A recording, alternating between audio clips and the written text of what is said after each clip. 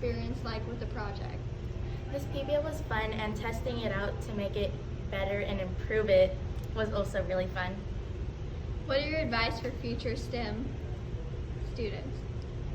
To take the time to work on it outside of class, because you're not going to get everything finished in class and you need materials. How is a project like this going to fit in the real world? Quadratics and parabolas are used in basketball when you're taking a shot and all that stuff.